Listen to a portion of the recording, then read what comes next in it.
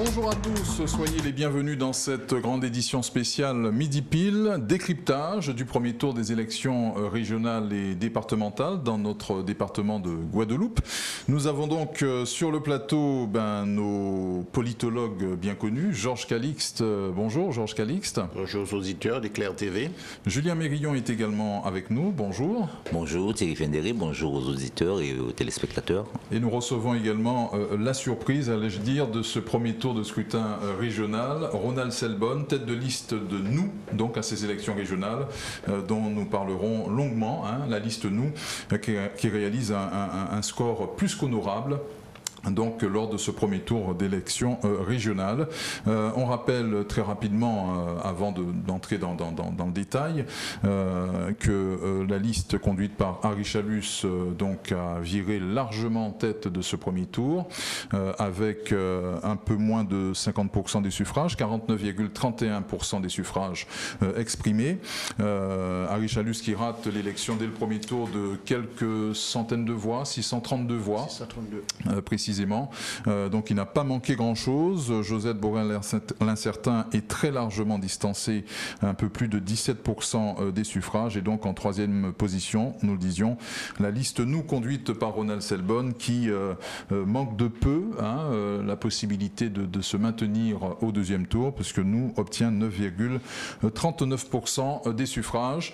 On l'a dit, le grand vainqueur de ce premier tour, hélas, c'est l'abstention qui a atteint donc un niveau record pour ces élections à la fois régionales et départementales. Pour les régionales, 69% donc pour l'abstention.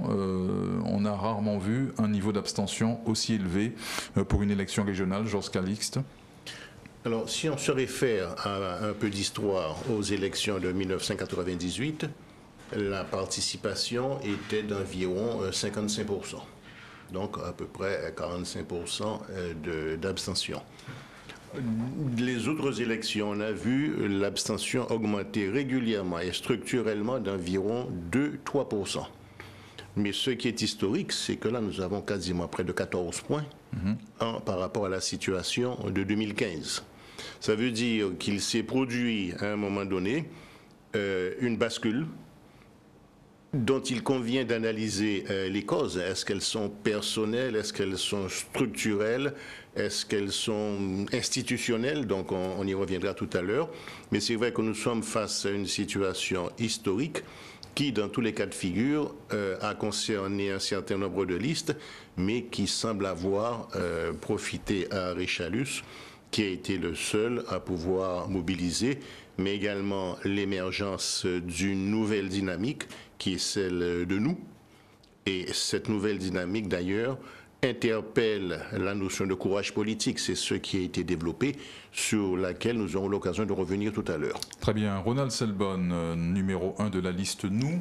On parlait de ce résultat. Est-ce que vous vous y attendiez, très sincèrement? Très sincèrement, oui, puisque je l'avais annoncé à plusieurs reprises, y compris dans vos studios.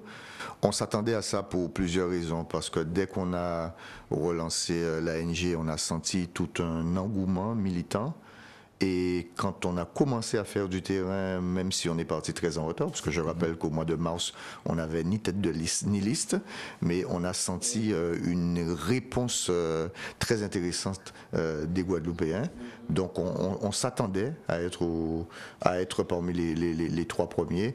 La participation au deuxième tour aurait été la cerise sur le gâteau, mais je crois qu'on a rempli nos objectifs. Si on était dans une entreprise, on aurait même eu une prime de la part de notre patron. Très bien. Oui, donc là, c'est un essai. Vous le considérez comme un essai à transformer? J'avais dit aussi clairement qu'il s'agissait pour nous d'une première étape dans la construction d'un mouvement nationaliste fort, durable, qui puisse emmener le peuple guadeloupéen sur le chemin de l'émancipation et c'est exactement ce qui s'est réalisé. Nous allons capitaliser ce vote pour nous organiser, ce que nous n'avions pas eu le temps de faire. Nous allons organiser des sections de l'ANG dans chaque commune. Nous allons aller aussi vers un renforcement de nos actions citoyennes, de nos actions économiques. Le travail ne fait que commencer, c'est pour ça que je suis... J'étais tranquille avant les élections et je le suis encore après ces résultats. Alors, quel message avez-vous adressé là, vos électeurs, ceux qui ont voté pour vous? Selon vous, quel message ont-ils adressé au reste de la classe politique? Je crois que nous avons fait trembler la peur. Nous avons fait trembler la peur et en particulier la peur institutionnelle. On sait que pendant très longtemps, les hommes politiques ont joué avec la peur du largage, t'y vois, t'y jaune là, passé, etc. On a entendu des discours très rétrogrades, des discours obscurantistes en décembre 2003. Là, le score de la liste Nous a fait sauter ce verrou de la peur et j'espère fera sauter le verrou départemental. Très bien. Julien Mérillon, votre analyse générale de ce scrutin régional avant de venir au départemental? Alors, deux choses. La première, bon, alors, concernant la participation, oui, je crois combien il faut analyser l'abstention, mais moi je prendrais comme référence qui me paraît beaucoup plus, disons, réaliste, ce sont le deuxième tour des municipales de juin 2020. Et effectivement, quand on analyse ce résultat, on avait quelques signes annonciateurs qui tendaient à nous montrer que dans une période de crise comme celle que nous vivons, il aurait été difficile d'avoir une participation accrue. Je rappelle que à ce deuxième tour, on a tourné autour des 33-34% de participation, ce qui veut dire concrètement, pour une élection municipale, que, ma foi, on n'était pas très loin de ce qui se passait hier. Donc, c'est un peu l'élément de référence que je prendrai. Alors, tout à fait d'accord pour dire que, bon, on assiste à une décrue continue de la participation aux élections régionales, aux élections départementales aussi, d'une manière générale. Et cela, ça rentre dans un processus qui, à mon avis, fait partie aujourd'hui du jeu politique local, où en même temps, il y a une remise en cause, une remise en question, on peut dire globale du personnel politique. Alors ça, on l'entend à longueur de journée, il y a une défiance vis-à-vis de la classe politique, et en même temps, on constate que c'est les mêmes que l'on reconduit chaque fois. Il y a là une espèce de contradiction qu'il faut pouvoir analyser. Alors, il y a autre chose que j'aimerais pouvoir analyser, nous n'avons pas pour l'instant tous les instruments, c'est la structure de l'abstention. La structure de l'abstention, c'est-à-dire, voilà, de quoi elle est composée, les personnes qui... Et l'une des questions que j'aimerais savoir, en particulier, mais là, il va falloir qu'on mène des études très précises, est-ce que, par exemple, dans le vote pour nous, ce sont des abstentionnistes structurels qui sont venus voter et qui n'avaient pas l'habitude de voter et qui ont trouvé là une offre qui leur correspondait, et à ce moment-là, ça voudrait dire que nous n'aurions pas été là, l'abstention aurait été encore plus forte. C'est ce qu'on pourrait déduire concrètement, parce qu'ils auraient, c'est une hypothèse, hein, ils auraient absorbé une partie des abstentionnistes traditionnels qui, si vous voulez, que l'on retrouve dans le paysage politique. C'est parce que l'offre politique était nouvelle. Voilà, elle était nouvelle. Ouais. Donc, et elle s'est adressée à des gens, effectivement, qui n'étaient pas en politique, qui refusaient, qui estimaient que, bon, ce qu'on leur proposait n'était pas suffisamment alléchant. Et donc, de ce point de vue, je dis que ce sont des choses qu'il va falloir affiner dans l'analyse pour tenter de comprendre. Alors, les élections en elles-mêmes, à mon sens, elles révèlent plusieurs choses. La première, c'est effectivement le fait que, bon, il n'y a pas, contrairement à ce que certains avaient cru, un rejet de Chalus et de l'équipe Chalus. Au contraire, il y a une espèce on a conforté quelque part son leadership politique.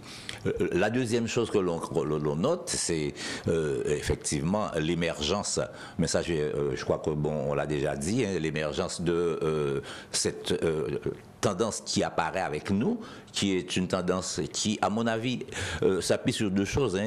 Je crois que moi, il y a deux éléments que je prends en considération. Un, c'est effectivement l'affichage identitaire et l'autonomie et l'évolution politique, concrètement, que puisse être la force, ça c'est la première chose. Mais la deuxième chose, et qui est pour moi peut-être la plus importante, c'est l'irruption sur la scène politique, dans le débat politique de jeunes. Et ça, cette élection, c'est l'une de ses caractéristiques principales, c'est d'avoir fait émerger dans le débat politique la jeunesse qui jusqu'alors regardait de loin ces débats politiques. Alors ce n'est pas toute la jeunesse, elle n'est pas encore entièrement, mais c'est une fraction importante et une fraction dont il est important d'analyser, si vous voulez, la composante sociologique. Je crois qu'on a affaire là à une jeunesse aujourd'hui guadeloupéenne, celle qui s'est engagée à nous, qui est CSP un peu plus, qui sont des gens qui ont réussi dans la vie et qui veulent leur place en Guadeloupe. Moi, je crois que j'analyse ça comme ça. Hein. Ils veulent leur place en Guadeloupe et ils se rendent compte que le système tel qu'il est bloque leur capacité d'ascension, leur capacité de se développer en Guadeloupe. Et ça, c'est un élément extrêmement important à prendre en compte dans cette nouvelle jeunesse qui peut-être va faire bouger les lignes. Ça, c'est deuxième enseignement. Et troisième enseignement que je vais tirer, c'est qu'en réalité, quand on regarde cette élection, à mon avis, elle est à 3 étages. Il y a un premier étage qui est l'étage de la classe politique traditionnelle, qui est représenté par Chalus et d'autre part Borel l'incertain, qui est le premier étage, qui effectivement se dispute encore le pouvoir avec un net avantage pour Harry Chalus. Deuxième étage, qui est cet étage que j'appelle aujourd'hui de l'émergence politique, hein, qui est apparu, et aujourd'hui c'est nous qui constitue cela. Et on a un troisième étage, qui est l'étage, je veux dire, un peu de la contestation, qui est de la remise en cause plus ou moins citoyenne, mais qui ne fait pas recette encore en politique. Et cela pose un problème qui est fondamental, qui est celui du passage de l'action citoyenne à l'action politique. Comment passer de l'action citoyenne à l'action politique? Voilà, quand j'analyse les élections, les éléments d'analyse qui me paraissent ressortir de ces élections-là. Mais ils traduisent deux choses, néanmoins, je terminerai par là. La première, la droite traditionnelle, politique, RPR, etc., aujourd'hui, elle a une quasi-inexistence, en tous les cas, elle est relativement inaudible. Ça, c'est la première chose. Or, hier soir, j'ai employé une expression qui est peut-être un peu forte, mais c'est un peu ça, c'est-à-dire que c'est une espèce de fantôme politique quoi, qui est aujourd'hui là. Et la deuxième chose qui me paraît importante, beaucoup avaient pensé qu'il y avait une forme d'ancrage du Rassemblement national. Je me suis toujours opposé à cette idée et j'ai toujours dit que les personnalités ne constituent pas un ancrage idéologique. Et qu'aujourd'hui, on ne peut pas dire qu'il y a un ancrage du Rassemblement national. Il y a une personnalité qui aujourd'hui peut attirer un certain nombre de personnes, mais elle ne constitue pas véritablement une forme d'ancrage du Rassemblement national en Guadeloupe. Il faut quand même préciser que le fait de n'avoir pas assumé véritablement pour ces régionales cette couleur Rassemblement national a peut-être joué contre Maxette Pierre Baccasse aussi. Hein. On a entendu hier soir sur notre plateau Rodi Tolassi le dire, il y a eu quelques dissensions au niveau du parti et donc qui peut expliquer ce faible score. L'électorat du RN, si tant est qu'il existe réellement en Guadeloupe et qu'il soit sédimenté, ne s'est pas reconnu à travers ce nini. Voilà, c'est une analyse qu'on peut porter. Ronald Selbonne, oui, sur la structuration de votre électorat par rapport à vos contacts de terrain, s'il fallait brosser le profil de l'électeur, nous. Compliqué. J'en serais incapable. Vous savez, pour avoir déjà fréquenté à plusieurs reprises la chose électorale, il est très difficile de dire, d'expliquer le pourquoi d'un vote. C'est toujours la conjonction de plusieurs raisons. Donc, je serais incapable de vous dire pourquoi les gens ont voté pour nous. Mais ce que je sais, en revanche, c'est que depuis quelques années, le pays nous envoie des signes identitaires, des signaux sociaux, et que le discours de nous a été le discours politique qui correspond à ce sentiment identitaire, à ce sentiment national. Et tout notre travail, tout le challenge consistera à transformer ce sentiment en conscience nationale.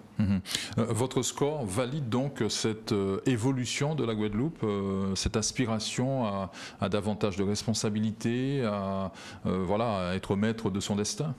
Tout à fait, et ça valide aussi l'analyse que nous avons faite du réel guadeloupéen et aussi du discours nationaliste traditionnel.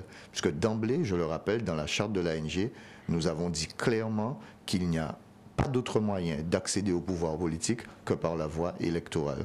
Donc on constate que une quantité non négligeable de Guadeloupéens nous ont donné raison. Et voilà, vous savez, quand vous proposez une stratégie politique, elle est validée d'abord sur le court terme, et ensuite sur le long terme. Sur le court terme, on peut dire que nous avons eu raison de choisir cette stratégie politique. Maintenant, c'est sur le long terme, Nostradamus nous le dira. Très bien. Georges Calixte. Oui, alors, on peut partir du postulat que l'existence d'une douzaine de listes, donc uniquement 5 étaient réellement estampillées, et les 7 autres étaient soit des listes citoyennes ou des listes qui relevaient et qui se disaient de la société civile. Et on peut partir du postulat qu'il y a vis-à-vis de la classe politique une forme de méfiance, pour ne pas dire une forme de défiance. À partir de ce moment, la question est de savoir, un électeur qui ne fait plus confiance à la chose politique, en particulier aux politiques, qu'est-ce qu'il fait? Il a 2 cas de figure. Soit qu'il proteste en restant chez lui, donc ça a été le cas de l'abstention, soit qu'il proteste en portant ses affinités sous une forme de dénonciation de l'existant qui ne remplit pas ces conditions. Et je pense que nous a été le groupe qui a récolté ce mécontentement à l'encontre de la classe politique. D'autant plus qu'il y a eu 2 grandes thématiques, quand on analyse la syntaxe de nous, 2 grandes thématiques qui ont été développées. La première, c'est la préservation des terres, qui sont progressivement en train de nous échapper. Et la deuxième, Ronald Selbonne l'a dit il n'y a pas très longtemps au niveau d'une chaîne concurrente, qu'il y a une véritable menace sur l'existence même de la Guadeloupe en tant que peuple. Et qu'il fallait par conséquent, pour qu'il puisse y avoir une reprise en main de la Guadeloupe de son propre destin, qu'il y ait une forme de domiciliation, si on peut parler de la sorte, du pouvoir local. Les électeurs qui se sont abstenus et qui ont pourtant voulu voter pour manifester leur mécontentement, se sont davantage reconnus dans cette logique identitaire que dans cette logique qui consistait à faire confiance à des groupes qu'ils ne connaissaient pas forcément. Le deuxième niveau d'analyse, je voudrais rappeler que les lecteurs, et c'est peut-être paradoxal, mais ça a sa logique, d'un côté, ils contestent, mais il ne fait pas confiance forcément à ceux dont il n'est pas certain qu'ils soient en mesure d'occuper la responsabilité politique, c'est-à-dire de réduire l'incertitude dans l'avenir. Et vous avez constaté qu'un certain nombre de jeunes, on peut citer le maire de Capesterre-Belle-Eau, celui de Gouzier, n'ont pu arriver aux affaires que parce qu'ils sont passés par le biais de l'opposition. Ils étaient dans l'opposition politique et que par conséquent, ils s'étaient déjà identifiés sur la scène politique comme étant un acteur potentiel. Enfin, je voudrais rappeler que le système politique lui-même, il est très intégrateur. Hein. On ne le déséquilibre pas très facilement. Et c'est donc une excellente initiative que nous et pris justement ce problème à bras-le-corps, parce que le mouvement nationaliste, à un moment donné, il avait plutôt une propension à dire, mais écoutez, le vote est un processus colonial et que par conséquent, l'abstention, en tout cas la participation au vote, relevait finalement de la participation à un appareil idéologique d'État colonial.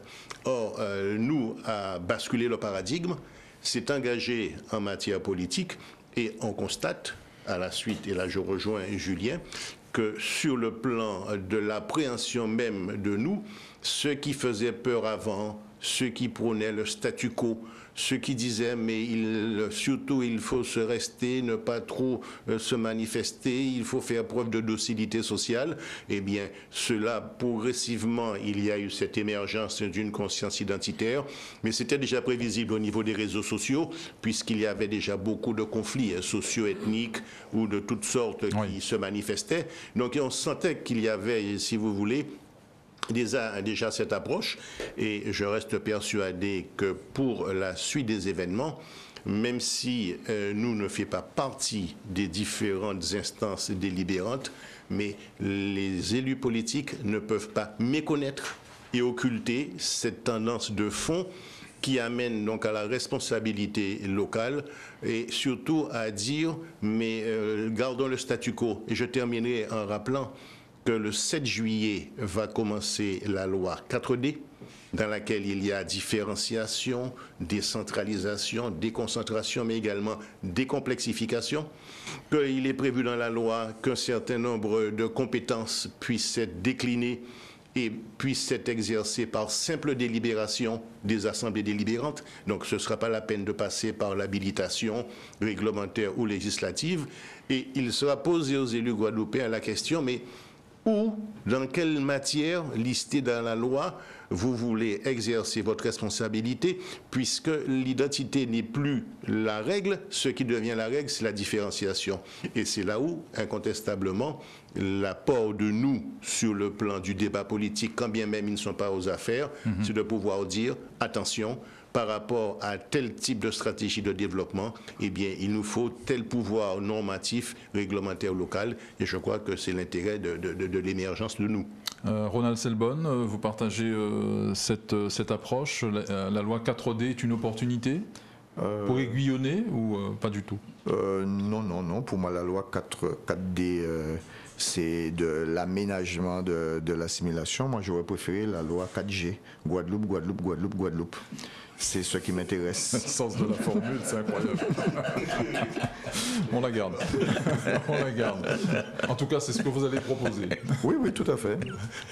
Que dire de... Bon, alors, le coup d'après, ça va être quoi?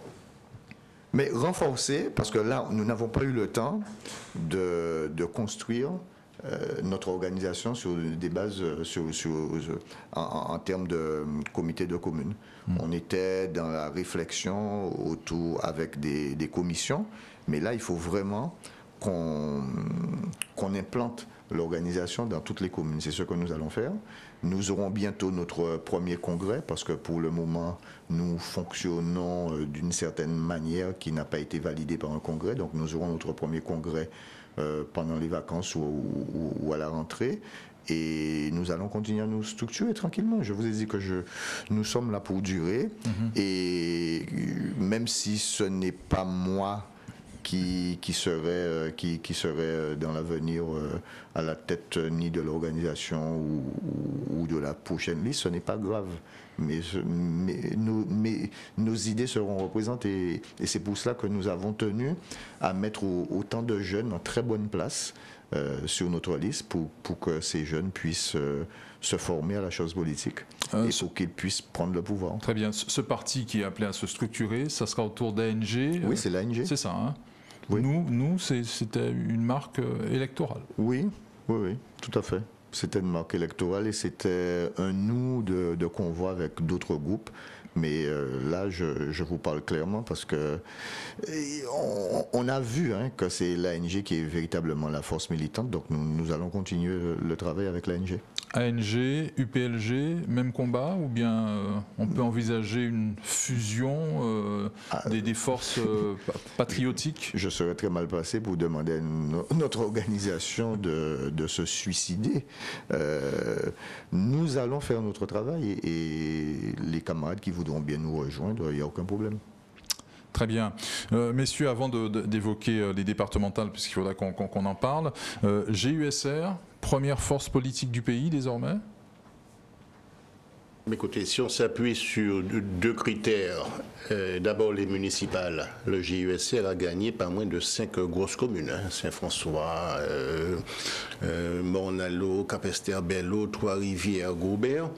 Et quand on voit les stratégies d'implantation, en tout cas les probabilités au deuxième tour des élections départementales, c'est vrai que le GUSR, même s'il y a encore des situations d'incertitude, mais a tissé quand même une toile qui lui permet d'avoir quelque espoir, sachant qu'Harry Chalus, sauf cataclysme électoral, devrait pouvoir tirer son épingle du jeu au deuxième tour. Donc on a un échiquier politique constitué bien sûr d'un centre qui est le GUSR, mais n'oublions pas qu'un échiquier politique ne fonctionne pas uniquement avec son centre, il fonctionne également avec la périphérie, et voir quel type de lien centripète ou centrifuge le GUSR va décider d'enclencher avec les autres acteurs, quels qu'ils soient d'ailleurs, au niveau de l'échiquier politique. Ils ont proposé un pacte de gouvernance qui n'a pas forcément eu un franc succès.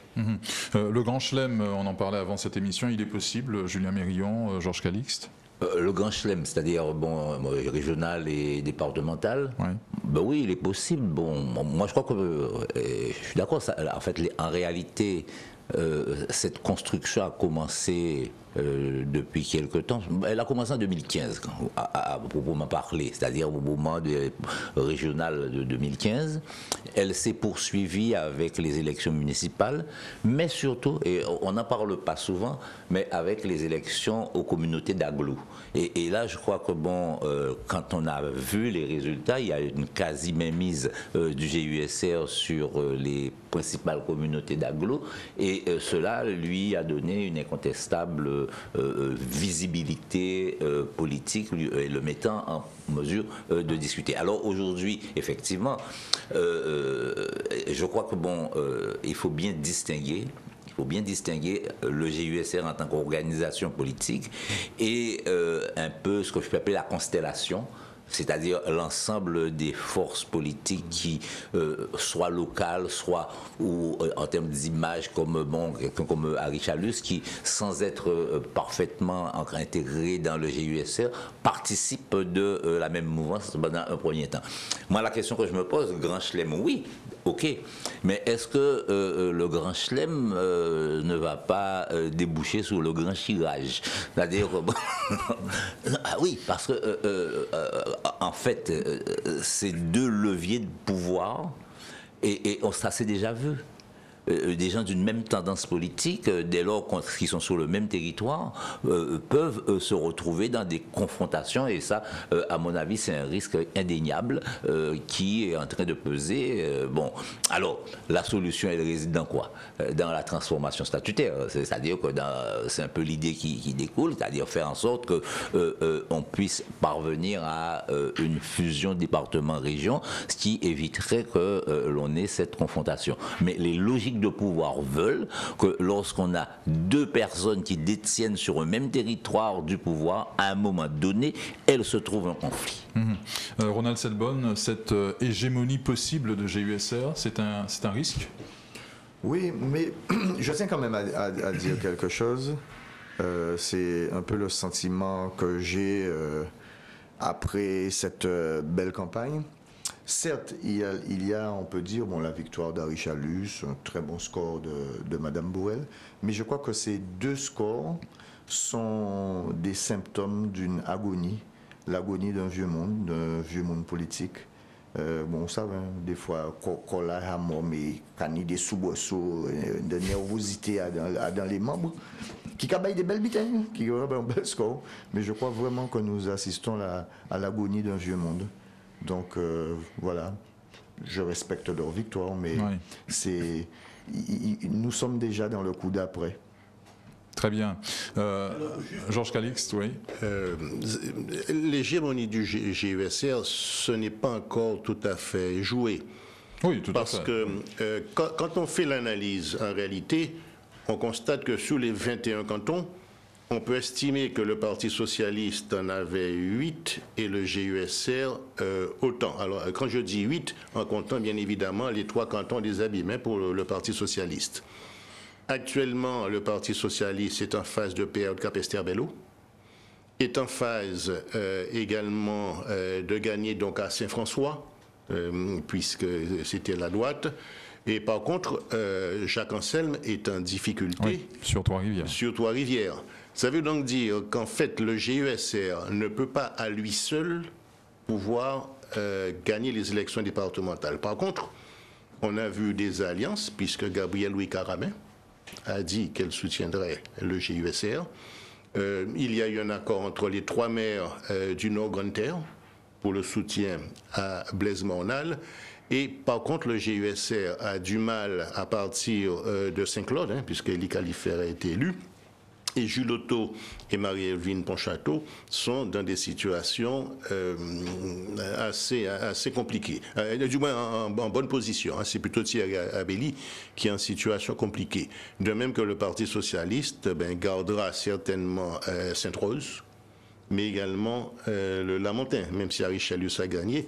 Ça veut donc dire qu'il faut faire attention. Le GESR, actuellement, ne peut faire le grand chelem que s'il trouve des alliances qu'il a commencé à tisser, mais qui, et je pense que la frappe, à un moment donné, devra se prononcer, puisque j'ai entendu Éric Jalton dire hier qu'il a proposé un de ses amis... Oui. À Richelieu. Alors, je sais qu'il y a des membres de la frappe sur Max Mathias. Il y en a partout. Il y en a partout. Mais oui, il y en a du côté de Max Mathias, il y en a du côté de Joseph Borel, certain. Il va falloir que vous m'expliquiez cette stratégie. Ah, écoutez, si, la stratégie, c'est l'application du principe de précaution en politique.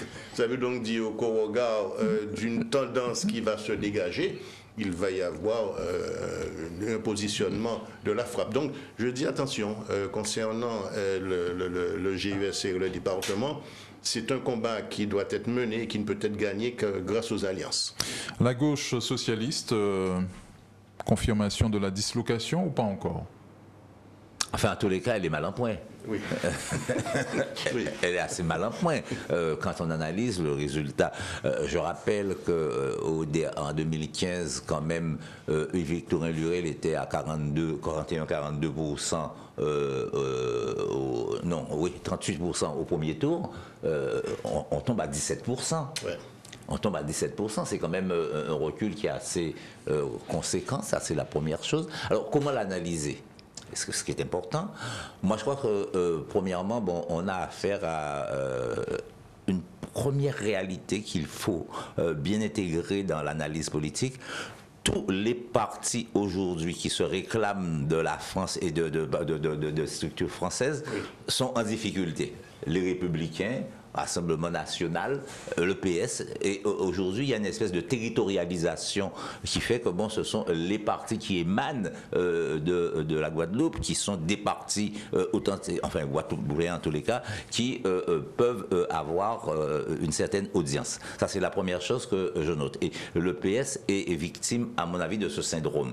Le deuxième syndrome, qui est le syndrome du PS, c'est le syndrome un peu du chaud caché. C'est-à-dire qui est chef, qui n'est pas chef, qui conduit la liste, qui conduit... C'est un chaud caché. Et ça, ce syndrome-là, en politique, c'est radical. C'est désastreux. Ah, ouais. On ne sait pas qui est chef vraiment. C'est à partir de ce moment-là, on est dans...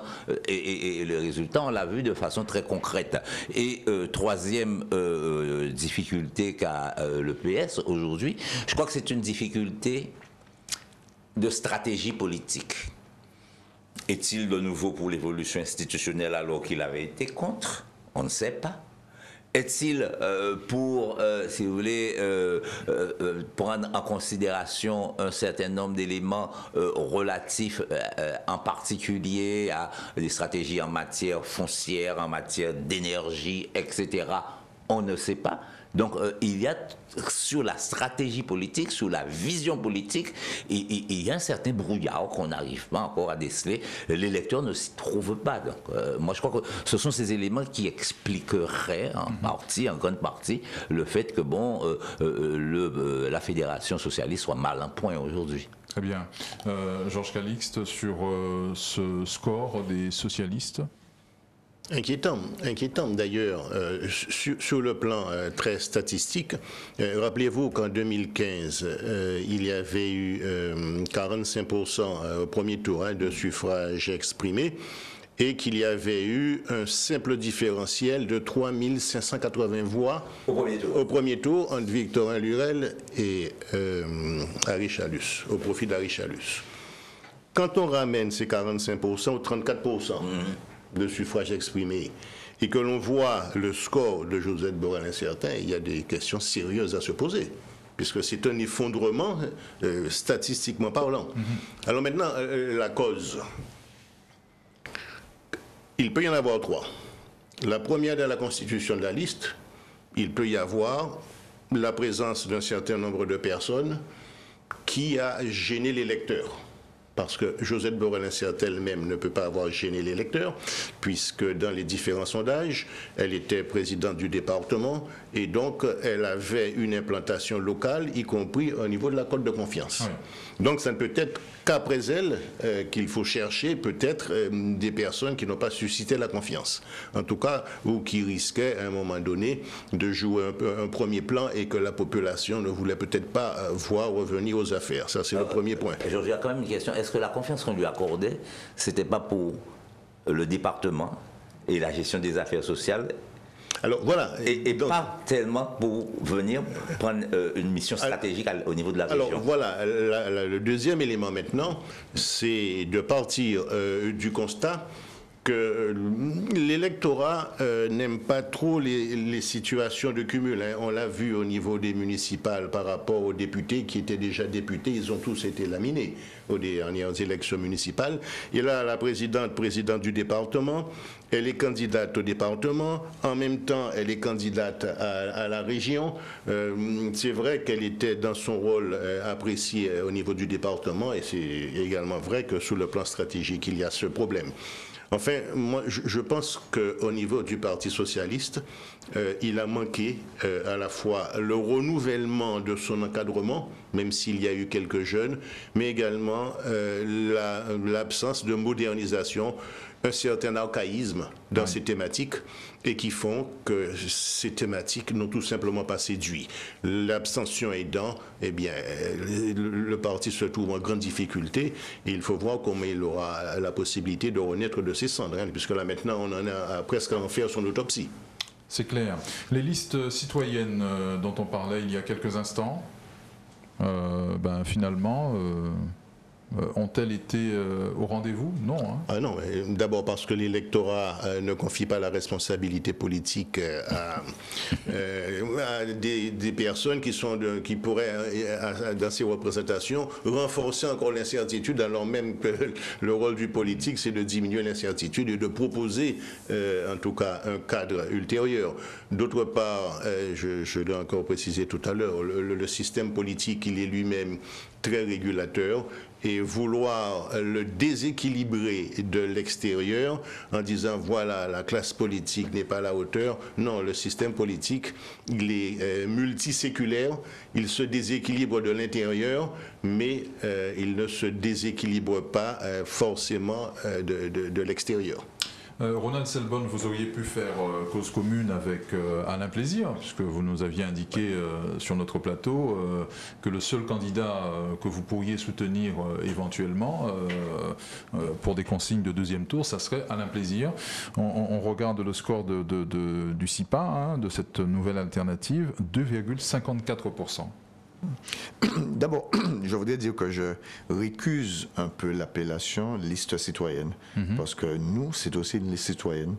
Nous n'avons pas de politiciens professionnels, nous avons des citoyens engagés dans la vie de la cité, donc nous sommes autant citoyens que les listes autoproclamées citoyennes.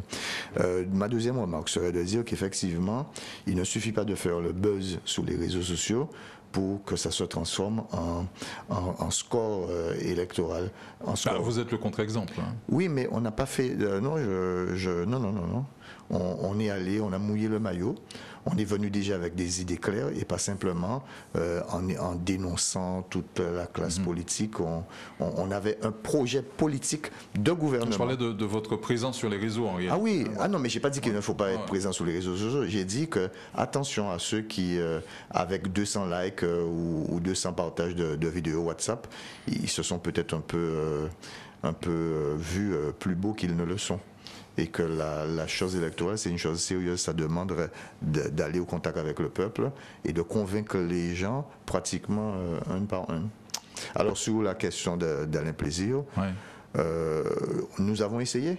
Nous avons essayé dès le mois de novembre de faire ce rapprochement, puisque en novembre, on ne savait pas qu'on allait aux élections. Bon, on a constaté qu'il y avait un certain nombre de blocages. Bon, on ne peut être que déçu, surtout au vu des résultats. Je pense sincèrement que si on avait allié nos forces, on aurait pu faire autre chose. Mais c'est la vie des hommes, c'est la vie, y compris avoir des sièges. Mais bien sûr, j'en suis tout à fait conscient et j'espère que M. Alain Plaisir aura, dans son analyse de ces élections, aura l'humilité de tirer ses conclusions. Très bien. Les régionales donc ont livré leur verdict vous concernant au premier tour. Il y a l'enjeu des départementales. Quand on parlait du coup d'après, est-ce que nous pourrait se mêler de l'issue de ces départementales et donner des consignes au deuxième tour? Ah non, il est hors de question. Nous n'avions qu'un seul candidat. C'est Jean-Jacob Bicêtre, qui n'est pas à l'ANG, mais qui est dans l'alliance de nous, donc on l'a soutenu à Sainte-Anne. Nous n'avons pas de candidats à ces départementales. Nous avions quand même des camarades un peu éparpillés. Nous avons choisi de mettre l'accent sur les régionales parce que cette élection nous paraissait plus à notre portée parce qu'elle était plus politique. Et c'est une élection de liste, ça ne demande pas un ancrage communal. Donc nous n'allons pas nous mêler de cette histoire de département. Très bien, je vous propose d'écouter à présent la réaction de Max Mathiazin. Donc Max Mathiazin dont la liste a obtenu 5090 suffrages donc à l'issue de ce premier tour, soit 5,56% donc des suffrages exprimés. On écoute donc la réaction de la tête de liste Max Mathiazin. Vous permettez, puisque c'est ma première interview, bien sûr, depuis le scrutin, de remercier toutes celles et tous ceux des électrices et des électeurs qui sont allés voter qui se sont déplacés dans un contexte très difficile et pour aller voter pour moi hier. Je les en remercie du fond du cœur. Je remercie également toute mon équipe et très dynamique qui a fait campagne avec moi, de la Nouvelle Voix. Alors ce que j'en pense, c'est qu'on s'aperçoit que seuls environ 3 électeurs sur 10 se sont déplacés. Je m'attendais bien sûr à une participation un peu plus importante quand même. J'avais subodorer un fort taux d'abstention puisque il y avait la confusion, c'était une première, entre les élections départementales, régionales avec 14 listes et donc j'avais subodoré cela. Bon, manifestement, les électrices et les électeurs qui se sont déplacés ont placé M. Chalus largement en tête. C'est un constat. Et nous, enfin quand je dis nous, NOUS, nous n'avons pas de vérité puisque les électrices et les électeurs nous ont placés dans une 4e position après les deux grosses listes de partis politiques aptes à mobiliser plus que les autres. Il y a eu également un courant identitaire qui a traversé le pays avec un bon positionnement en 3e position de la liste NOU. Par conséquent, j'en tire les conséquences. Dans ma commune ADN, c'est l'une des rares communes où Harry Chalus n'est pas arrivé en tête. Donc, je remercie les électrices et les électeurs de DIE qui ont obtenu leur candidat tête de liste. Voilà la leçon qu'on puisse en tirer pour l'instant. Je n'ai pas encore reçu d'appel de celui-ci ou de celui-là, pour ne rien vous cacher. Je n'ai pas non plus encore réuni mon équipe parce que il y en a de l'équipe qui sont au départemental, donc je leur ai laissé la journée pour faire leur démarche de réinscription, puisqu'il faut la faire à chaque tour de scrutin. Par conséquent, pour l'instant, nous en sommes à la réflexion. Nous disons simplement que nous constatons cette avance pour Richalus. Il semble que les électeurs aient pris le parti du renouvellement pour un deuxième mandat. Il y a également, d'après ce que j'ai compris pour les départementales, le GUSR qui confirme la percée des municipales. Alors pour l'heure, vous savez, nous sommes une jeune équipe. J'ai eu une liste, comme je l'ai dit, de candidats choisis qui se sont dévoués. Je vais réunir les gens, les militants, si je puis employer cette expression, de la nouvelle voie pour savoir quelle sera notre attitude, en tout cas. Pour cette réaction de Max Mathiazin, donc tête de liste de la Nouvelle Voie, 5,56% des suffrages. Limite pour Max Mathiazin, qui avait pourtant fait un bon démarrage de campagne. On n'a rien compris ensuite. Très tôt, oui. Le problème de Max Mathiazin, bon, d'abord, ces 5%, il est droit principalement, on peut dire, à un périmètre qui se situe autour de DE. Pointe-Noire, c'est DE, c'est Sainte-Rose et un peu au Lamentin. C'est-à-dire, une fois qu'on a dépassé ce périmètre-là, bon, il est réduit au même niveau que l'ensemble des listes qui, si vous voulez, bon, sont sous la barre des 5%. Ce qui signifie quoi? Ça veut dire que, bon, aujourd'hui, si vous voulez, en dehors de ce localisme qui est lié à son appartenance à cette région, il n'a pas su étendre largement. Ça, c'est la première chose. La deuxième chose, les déboires avec le PPDG, le Paré, etc., qui lui aurait éventuellement permis d'étendre son influence, ont été très préjudiciables. Troisième élément, me semble-t-il, c'est une candidature, on ne sait pas si elle était une candidature alternative ou une candidature un peu dans, si vous voulez, le giron, dans un peu la bulle, on peut dire, de l'establishment. Et moi, à mon avis, il a été perçu comme étant dans la bulle de l'establishment. Et comme dans la bulle de l'establishment, il y avait déjà... donc, tout naturellement, il a suivi les conséquences. Moi, c'est comme ça que j'interprète cela. Bon, il n'a pas réussi à montrer en quoi il pouvait être une alternative. Alors, la nouvelle voie, si vous voulez, bon, elle n'a pas été perçue comme nouvelle. Très bien, nous avons en ligne à présent en direct Marie-Luce Panchard, numéro 2 donc sur la liste Continuons d'avancer. Madame Panchard, bonjour. Vous nous entendez? Avons-nous Marie-Luce Panchard en ligne? Oui, j'entends quelque chose, vous êtes là? Marie-Luce Panchard? Non, manifestement, vous ne nous entendez pas. Bien, bon, on va essayer de régler ce petit souci hors antenne et tâcher de vous récupérer d'ici quelques instants. Moi, je vous entends, mais manifestement, vous ne nous entendez pas. Peut-être une dernière tentative, non? On passe à autre chose. Georges Calixte, on va revenir en plateau, hein, si on peut couper le téléphone, ça serait bien. La frappe dont on parlait il y a quelques instants, la frappe s'en sort comment? On peut dire favorablement, puisque les trois binômes qui étaient déjà soutenus par la frappe, donc Rostuel, Micheli et Borel-Incertain, sont en bonne position. Donc, en tout cas, en position favorable pour le deuxième tour. Donc, a priori, si on reste sur l'espace abimien, on ne peut pas dire que la frappe s'en sort mal. Le seul là où les choses peut-être peuvent être discutées, c'est peut-être au niveau du premier canton, avec donc Chantal Lérus et Fred Deshaies. Et donc, à part cet élément qui ne me semble pas pour l'instant déterminant, la frappe s'est bien positionnée. Julien Mérillon. Alors, l'élection de Josette Borrell n'est pas assurée. À mon avis, quand on regarde les scores, la différence entre elle et Galantine ne fait pas 100 voix, autant que je me souvienne. Ah non, mais il me semble un peu plus.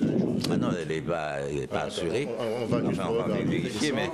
Continue, Julien, et je te dis ça tout de suite. Et je crois que bon, il y a quand même là, c'est une certaine fragilité. Bon, alors maintenant, la frappe a joué à domicile.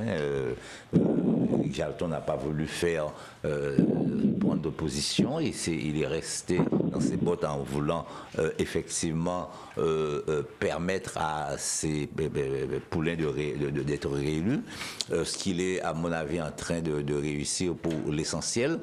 Bon, moi, je dis qu'aujourd'hui, on compte beaucoup sur les abîmes pour peser sur une élection, compte tenu de l'importance de la population. Mais si cela est vrai pour les municipales, cela l'est moins pour un certain nombre d'élections, en particulier comme les régionales. Et ça, c'est la tendance que j'observe depuis un certain temps. Au régional, l'électeur vote en fonction de ses options, indépendamment des choix des maires. Et on a le résultat d'ailleurs concrètement.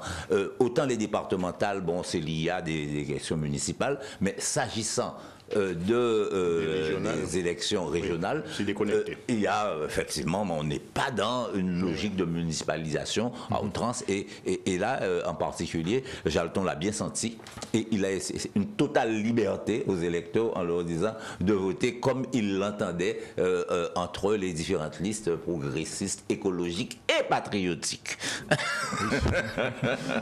Oui, alors je confirme ce que dit Julien, effectivement, sur le canton des Abîmes.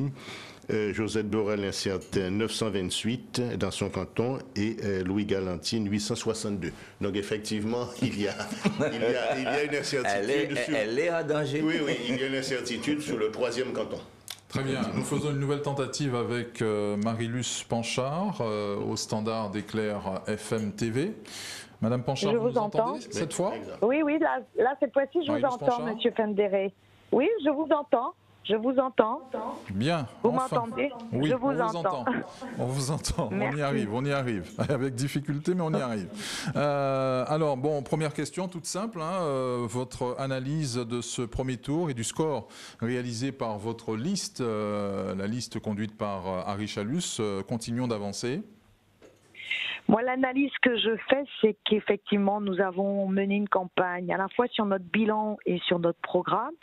Je crois qu'on a montré au travers de cette campagne que le bilan n'avait pas à rougir et les Guadeloupéens, ils ont vraiment fait preuve de discernement parce qu'ils ont bien compris qu'il faut faire la politique différemment. Il y a des enjeux considérables et je constate que ce sont les listes qui ont fait campagne sur leur programme, qui quelque part ont fait la différence.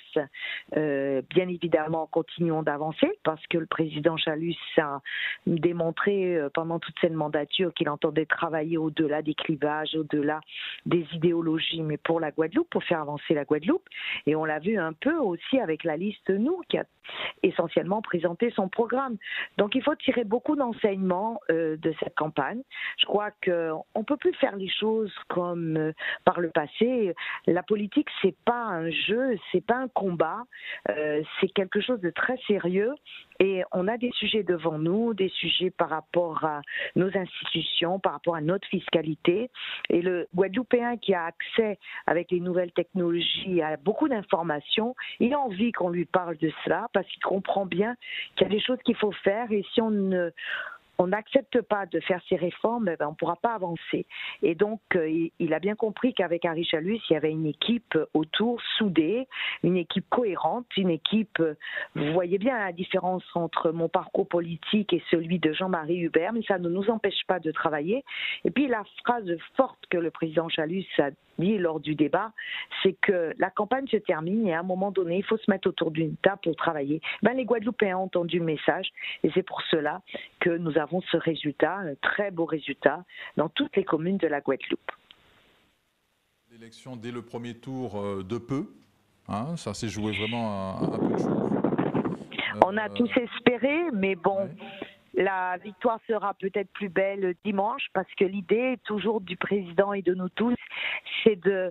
Je l'ai mis ce matin en remerciant les Bastériens. Rejoignez-nous pour qu'on avance. On avance avec tout le monde. Il ne s'agit pas d'exclure, il s'agit au contraire de rassembler. La Guadeloupe a besoin de se retrouver. On a trop souffert de clivage et ceux qui ont voulu continuer, ils ont été sanctionnés. Je pense notamment à la liste Pays Guadeloupe. Il y avait quand même quelque part un esprit revanchard et ça, je pense que non.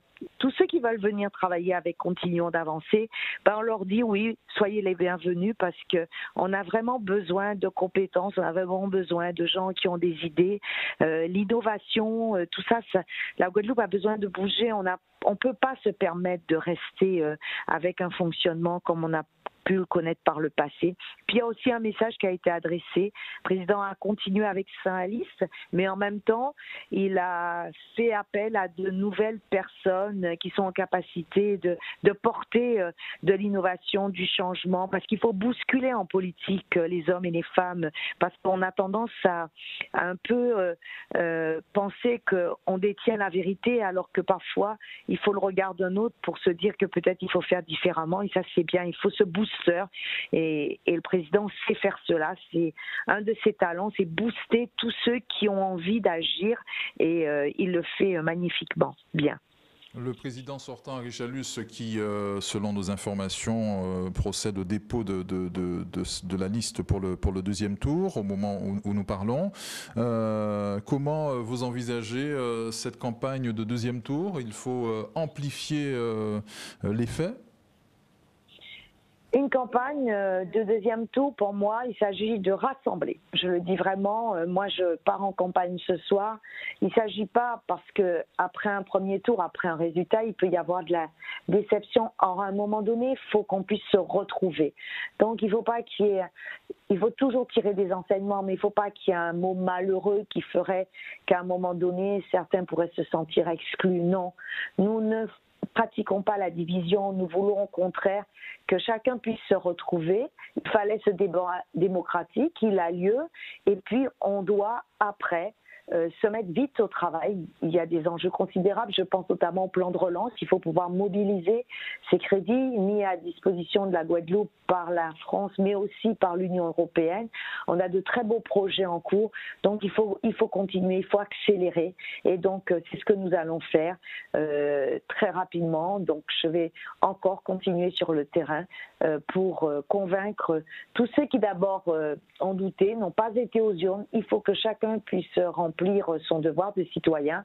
On a beaucoup d'appels depuis ce matin.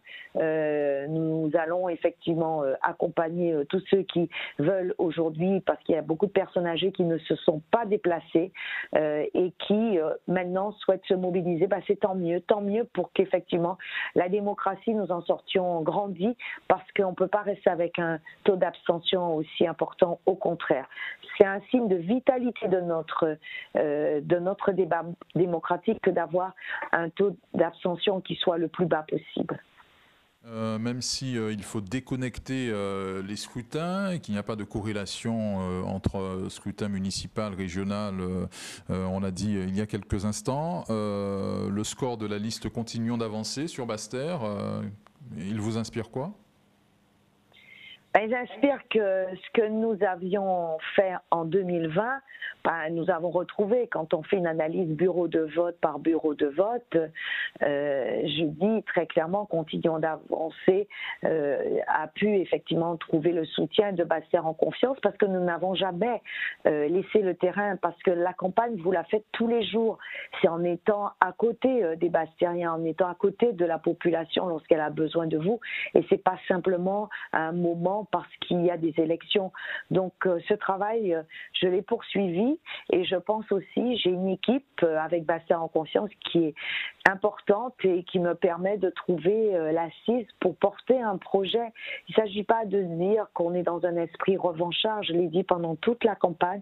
Je ne fais pas une campagne municipale, moi je fais vraiment une campagne autour d'un projet, parce que Basse-Terre a besoin, en tant que chef-lieu, s'inscrire dans le projet global que porte le président président et la collectivité régionale. Et d'ailleurs, le président est venu le dire, notamment je pense à l'opération Cœur de Ville, et la région continuera d'accompagner la ville de Bastia sur un projet comme celui-là. J'ai été à l'initiative de ce projet. C'est pas parce que je suis dans l'opposition que je ne vais pas être fidèle à mes convictions, bien au contraire. Et puis après, à un moment donné, il y aura une autre échéance. Les Bastériens feront leur choix. Je crois qu'il faut accepter ce débat. Et par contre, lorsque la campagne se termine, il faut se mettre au travail parce que, quelle que soit la place que vous occupez, que vous soyez dans l'opposition, dans la majorité, aujourd'hui, les Guadeloupéens ont besoin de chacun de ses enfants pour vraiment, la Guadeloupe a besoin de chacun de ses enfants pour avancer. Vraiment, et vous pouvez être utile. Moi, je suis dans l'opposition à Bastia et je trouve toute ma place au sein de cette ville et je suis les projets vraiment parce que ça me tient à cœur. Merci à vous, Marie-Luce Panchard, pour cette réaction en direct sur notre antenne. Je rappelle que vous êtes numéro 2 de la liste Continuons d'avancer, donc menée par Harry Chalus, le président de région sortant. Merci encore. À vous. Merci. Ronald Selbonne, nous revenons ici en plateau en vous remerciant une fois de plus de vous être rendu disponible pour analyser avec nous l'issue de ce premier tour de scrutin régional. Est-ce qu'on peut dire que l'électeur guadeloupéen est désormais plus sensible aux visions, aux projets, aux programmes? Une partie de l'électorat. Une partie de l'électorat. Et justement, c'est tout le travail qui nous reste à faire. C'est de faire en sorte que ce constat s'adresse et concerne une majorité de l'électorat. Et quand on aura fait tout ce travail, on pourra voir fleurir cette Guadeloupe émancipée qu'on souhaite de nos voeux. J'ai autour de la table 3 fins connaisseurs du terrain politique Marie-Galantais. Votre analyse à présent, messieurs, des départementales sur Marie-Galante. Qui se... Lui qui était directement engagé dans la campagne. Bon, il faut dire que c'est vrai que je m'attendais avec l'abstention à ce qu'il y ait un deuxième tour.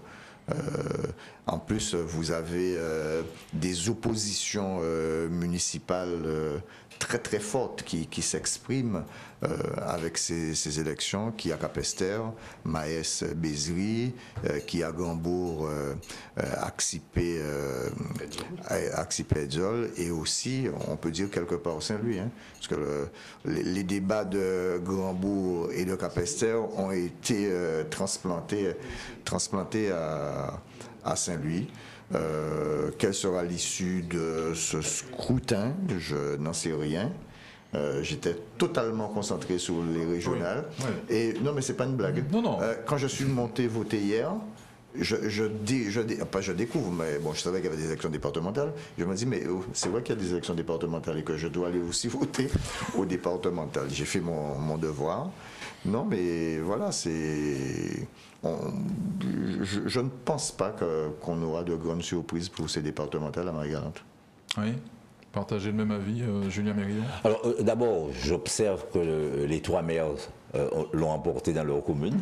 À Saint-Louis, Navis l'emporte, à Grandbourg, Edzol l'emporte, et à Capesterre, Maës l'emporte. Donc les 3 maires ont quelque part marqué, on peut dire, dans une certaine mesure, leur territoire. Maintenant, les différences sont-elles significatives, c'est ça? Est-ce que il n'y a pas des érosions, une forme d'érosion politique qui se manifesterait? C'est vrai qu'il faut prendre en compte l'abstention forte et massive qui a eu lieu sur l'ensemble du territoire. Il faut prendre en compte le fait que on était dans des enjeux qui sont aussi de nature différente que les enjeux strictement municipaux.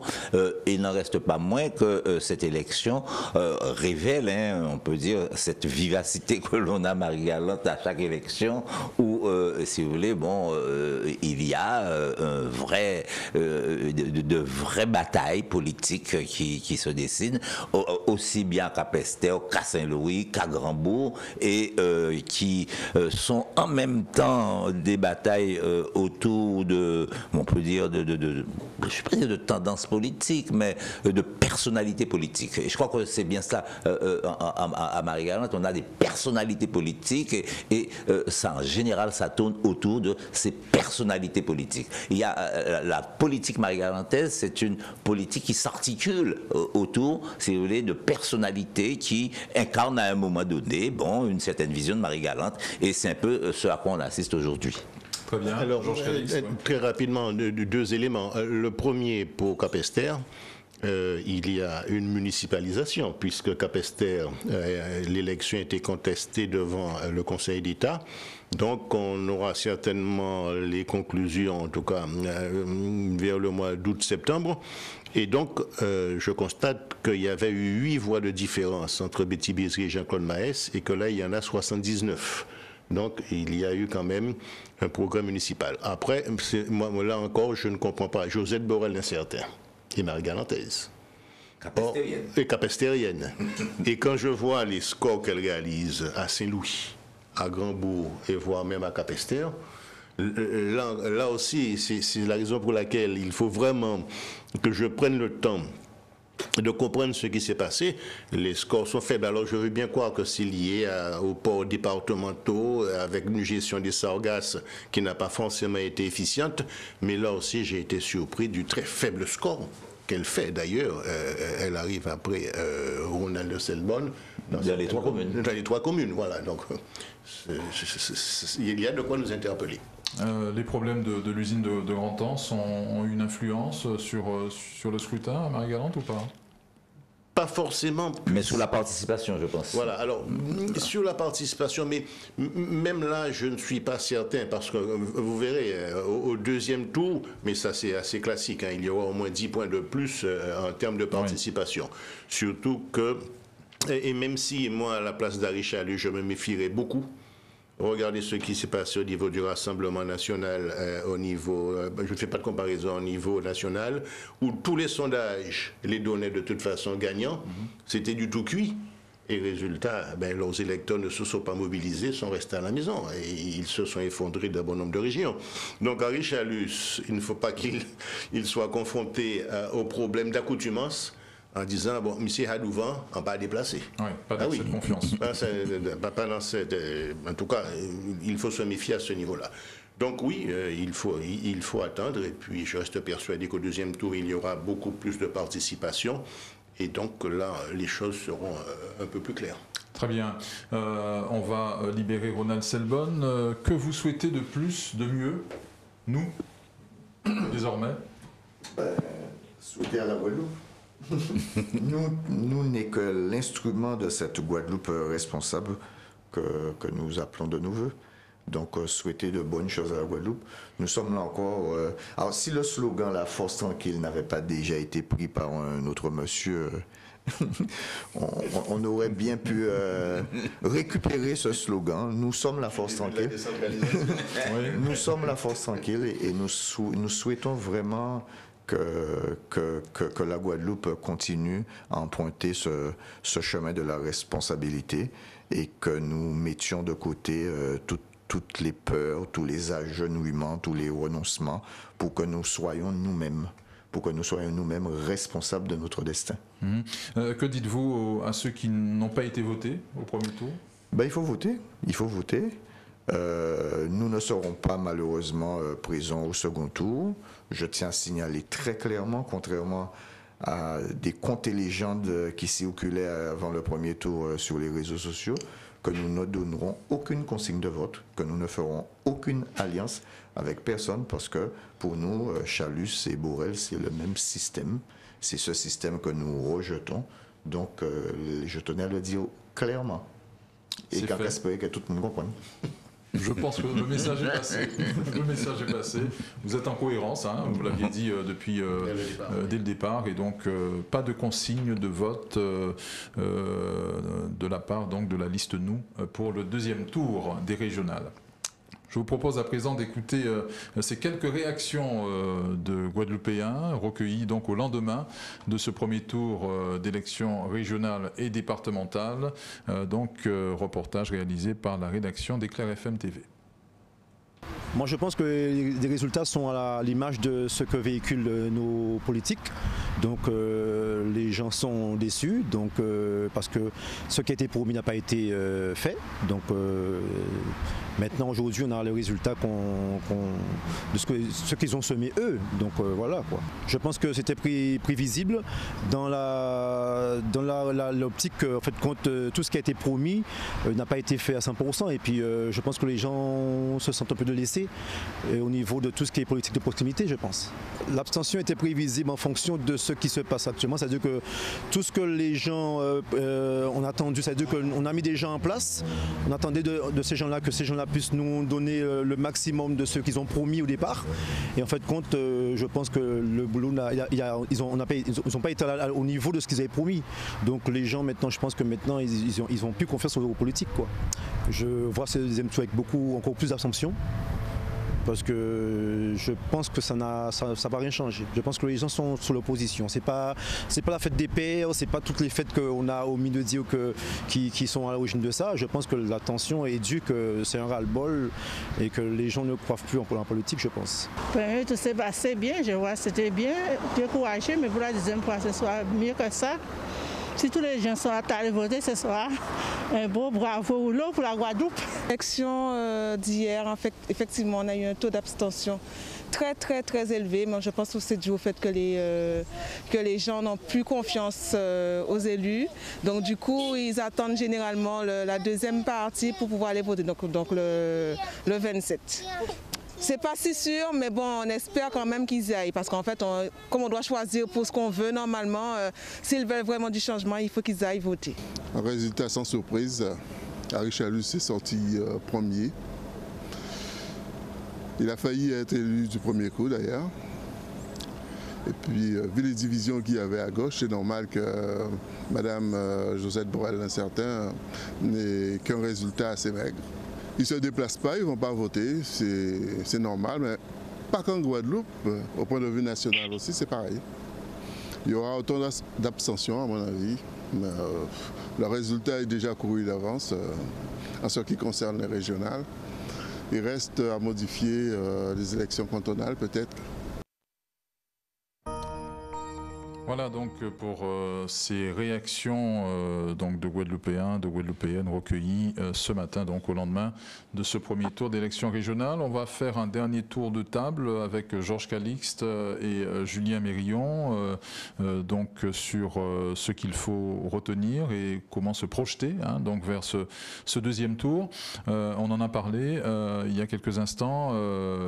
Comment maintenir la mobilisation à la fois pour Harry Chalus qui a terminé en tête et donc amplifier cette dynamique, et même question aussi qui se pose pour ceux qui seraient tentés par une démobilisation. Je pense notamment à la liste de Josette Borrell-Incertain.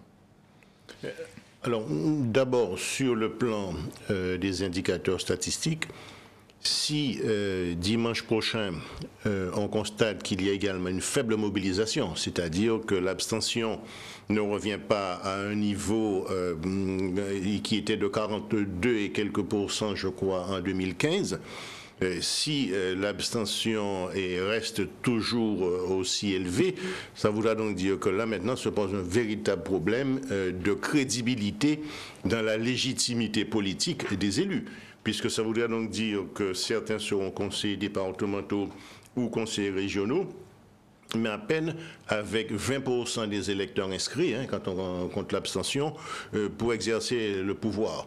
Donc il y a donc cette crainte d'une délégitimation d'une politique par un maintien de l'abstention. Deuxièmement, j'ai été interpellé également par les stratégies menées par certains mécontents qui n'ont pas hésité à s'attaquer à l'institution vote. Autrement dit, ils n'ont pas sanctionné les élus, mais ils se sont attaqués par exemple au bureau de vote pour manifester leur mécontentement. Ça veut donc dire qu'on va maintenant, lentement mais sûrement, vers une contestation qui n'est pas seulement une contestation de mobilisation, mais une contestation aussi de remise en cause institutionnelle. Et je pense d'ailleurs qu'en grande partie, si nous a pu progresser, c'est parce que cette remise en cause institutionnelle fait partie maintenant des stratégies des acteurs. On barre maintenant la route sans aucun problème lorsqu'il se pose des difficultés. Et donc, à mon sens, on risque d'avoir une rentrée sociale au mois de septembre, je crains quelque part compliquée.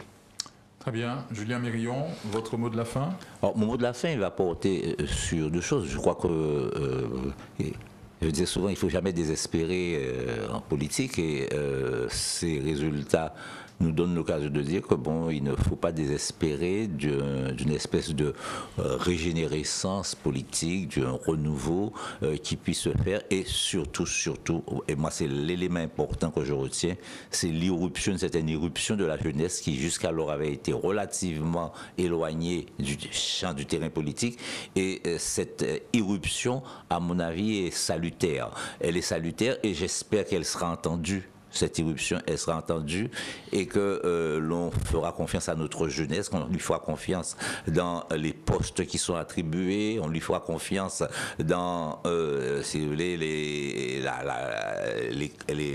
responsabilités qui lui seront confiées, parce que demain, c'est déjà aujourd'hui. Très bien, merci, merci Julien Mérillon et Georges Calixte d'être venus sur notre plateau. Toujours un plaisir de vous recevoir et de boire vos paroles et votre expertise politique. Merci également à Ronald Selbonne, donc tête de liste de nous, qui a donc largement commenter avec nous les résultats de la liste qu'il conduisait, et plus largement les résultats de ces régionales, avec cet éclaircissement, cette confirmation de la décision de nous de ne donner aucune consigne de vote, on le répète, en vue du deuxième tour des régionales. Merci messieurs. Nous continuons. Nous avons en ligne Cédric Cornet, le maire du Gosier, également donc membre de la liste Continuons d'avancer. Bonjour Cédric Cornet. Cédric Cornet. Bien, bon, nous l'avons perdu, ce n'est pas bien grave, je pense que nous avons fait le tour et que nous allons conclure. Oui, à moins que nous ayons Cédric Cornet. Allô. Oui, allô. J'attends. Oui, allô. Cédric Cornet, vous êtes là? Oui, bonjour, monsieur Plundéré. Merci de répondre à nos questions. Tout se passe en direct. Pardonnez-nous pour l'attente. Ce premier tour d'élection régionale a été quelque peu perturbé dans votre ville du Gosier. On a suivi un petit peu les incidents, les saccages commis donc dans certaines écoles. Mais avant d'évoquer cela, votre analyse de ce premier tour et du score réalisé par votre liste dans cette ville du Gosier? Déjà, je tenais à remercier tous les Guadeloupéens et notamment tous les Gosiens d'avoir voté pour la liste Continuons d'avancer, menée par Richard Luce. Je vois ce score sous plusieurs angles. Déjà, je pense que les Guadeloupéens, dans le grand ensemble des électeurs, ont remarqué une chose, c'est que Richard Luce bosse. Et ça, dans une période de défiance, dans une période de Covid, dans une période de morosité économique, quelqu'un qui bosse aura toujours la prime du choix du peuple. Ça, c'est la première chose que je voudrais déjà dire. Après, il y a ce qu'on appelle la compétence. Je pense que la liste Continuons d'avancer, c'est la plus complète en termes de compétences sur tout le territoire de la Guadeloupe. Et puis, il y a le troisième point, c'est le projet. Notamment avec le contrat de convergence, on voit bien que les Gosiens, les Guadeloupéens, ont compris que le département et la région doivent travailler de concert sur toutes les thématiques, notamment l'évolution statutaire. Donc aujourd'hui, je suis très content qu'on ait fait ce score au premier tour. Et j'appelle tous les Guadeloupéens, tous les Gosiens à confirmer ce vote dimanche prochain. Sur les incidents qu'on a eu à déplorer au niveau de certaines écoles du Gosier hier. Quelle suite? Bien sûr qu'il y a une suite pénale qui est en cours, puisque la police avance dans son enquête, le procureur avance dans son enquête. Donc il y aura vraiment des sanctions. Et ça, il y a déjà des éléments de preuve et il y a déjà des passifs. Donc rien de nouveau. Et nous pouvons à peu près savoir qui a fait ça. Et l'objectif maintenant, c'est de ne pas donner de valeur à ces actes ignobles. Ça, je ne veux même pas commenter. Je préfère me concentrer sur mon peuple du Gosier qui a bravé les huiles de vidange, qui a bravé les excréments pour pouvoir faire vivre la démocratie dans notre ville du Gosier. Très bien, très bien. Et donc, objectif deuxième tour, désormais, avec j'ai déjà, depuis ce matin, j'ai repris l'amplification du score. Bien sûr, bien sûr. J'ai déjà repris mon bâton de pèlerin et je passe partout, mais pas qu'au Gosier.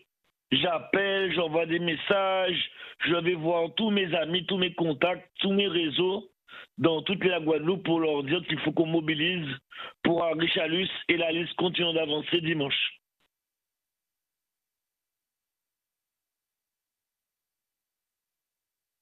Allô? Oui, cette campagne en vue du premier tour, cette campagne de premier tour a été par moments d'une rare violence, Cédric Cornet. Mais j'ai l'habitude.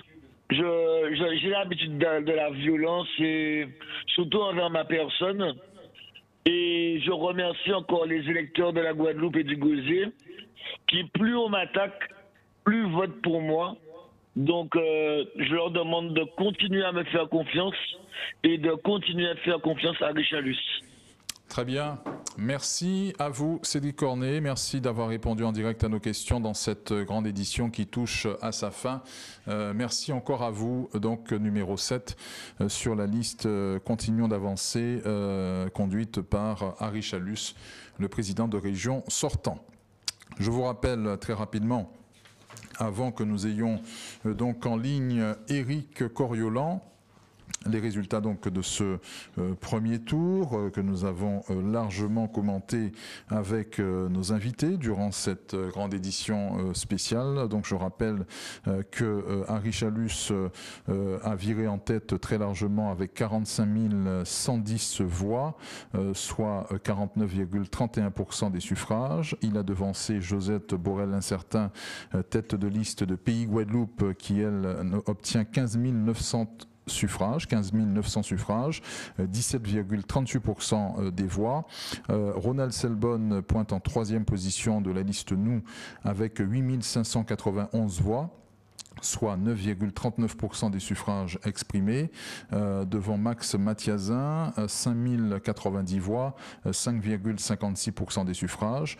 Sonia Petro, donc des Républicains, arrive donc avec 3370 voix et 3,68% des suffrages.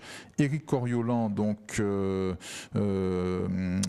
est devancé par Maxette Pierre-Bacas, donc la députée européenne du Rassemblement national, mais qui n'avait pas l'étiquette du Rassemblement national pour ces élections régionales. Maxette Pierre-Bacas qui obtient 3,62%, 3,42% des suffrages, et elle devance donc Éric Coriolan, 2,88% des suffrages. Éric Coriolan qui a réuni sur son nom 2638 voix. Éric Coriolan justement est en ligne avec nous. Bonjour. Bonjour Thierry Van Der Hey. Bonjour Éric Coriolan. Oui, bonjour Thierry Van Der Hey. Oui, je vous entends très bien, oui. Tête de liste de Sentinelle Guadeloupe, il y a comme ça des lendemains d'élections qui sont plus douloureux pour certains, non? Non, on est surpris de l'abstention. C'est vrai, maintenant, on estime que pour une démarche citoyenne, c'est un beau score. Par conséquent, nous aimerions faire beaucoup mieux, c'est certain, mais ça n'est pas, nous ne sommes pas amers aujourd'hui. Quels enseignements tirez-vous de ce premier tour? Bon, on a parlé de l'abstention, mais est-ce que l'abstention est responsable de tout? Voilà. Vous m'entendez? Oui, là, oui. Oui. Quels enseignements tirez-vous de ce scrutin, nonobstant l'abstention très élevée? Que les démarches citoyennes comme celles qu'on a initiées ne sont peut-être pas véritablement la solution, en tout cas pour l'instant. Il faut y travailler beaucoup plus. Ce qu'ont montré ces résultats, c'est que les partis, enfin nous on a appelé chez nous les machines électorales, avaient encore de beaux jours. Et il faut être organisé en partie avec des répercussions dans toutes les communes, des machines politiques pour permettre de faire passer le message d'une part, et puis tenir les bureaux, un certain nombre de choses de la vie politique qui sont manifestement indispensables et qu'on a peut-être un peu pris à la légère au niveau de Sentinelle. C'est vrai que nous étions partis un peu en retard, parce que ce n'est pas une démarche qui a 2 ans ou 3 ans de préparation. C'est vraiment à peu près 10 mois de décision d'aller aux élections. Et ça se paye dans les urnes. Mais encore une fois, nous sommes agréablement surpris des 2638 personnes qui ont été sans aucune machine électorale, sans pression politique ni financière, porter leur suffrage pour la démarche qu'a initiée Sentinelle Guadeloupe. Très bien. Quelle consigne pour le deuxième tour? Fidèle à ce que nous avions dit depuis le début, nous avons été dans une démarche considérant que ce qu'on appelle l'alternance n'est pas une solution pour la Guadeloupe. Nous, en tout cas sur le plan de l'élection régionale, nous ne fournissons aucune consigne de vote pour le second tour. Nous estimons que les gens qui ont compris la démarche de Sentinelle seront à même de faire les choix qui conviennent pour la Guadeloupe. Que vous inspire, ce sera ma dernière question, le score réalisé par la liste Nous? Je pense que c'est une belle réussite de la liste Nous, qui a fourni un vrai travail de marketing très, très important, qui s'est appuyé sur un concept aussi qui est très à la mode en ce moment et que tout le monde revendique, qui est le patriotisme guadeloupéen. Et manifestement, ils ont eu de la réussite là-dessus. Nous, là où on a eu une opposition, c'est que nous estimons, nous n'avons pas la panacée de la sincérité, mais nous avons soupçonné un peu un manque de sincérité dans cette démarche. Maintenant, nous pouvons nous tromper. Maintenant, je pense qu'ils ont réussi. Il faut reconnaître qu'ils ont réussi à faire une percée qui est flagrante et qu'il faut applaudir. Pour Sentinelle Guadeloupe, ce sera quoi? La suite pour Sentinelle Guadeloupe, c'est rien n'est décidé pour l'instant. On informera les Guadeloupéens dans la semaine. Nous devons nous réunir entre aujourd'hui et demain pour savoir quelle est la suite que nous allons donner à cette action citoyenne électorale. Parfait. Merci à vous, Éric Coriolan, d'avoir été en direct avec nous dans cette édition spéciale Midi-Pile de décryptage du premier tour des élections régionales et départementales. Merci à vous. Cette grande édition touche à sa fin. Je pense qu'on a bien analysé l'affaire avec nos invités, Georges Calixte, Julien Mérillon. Nous avions également sur notre plateau Ronald Selbonne, leader de la liste Nous. Merci de nous avoir suivis. Merci de votre fidélité. L'actualité continue, la campagne des régionales et des départementales également sur Éclair FM TV.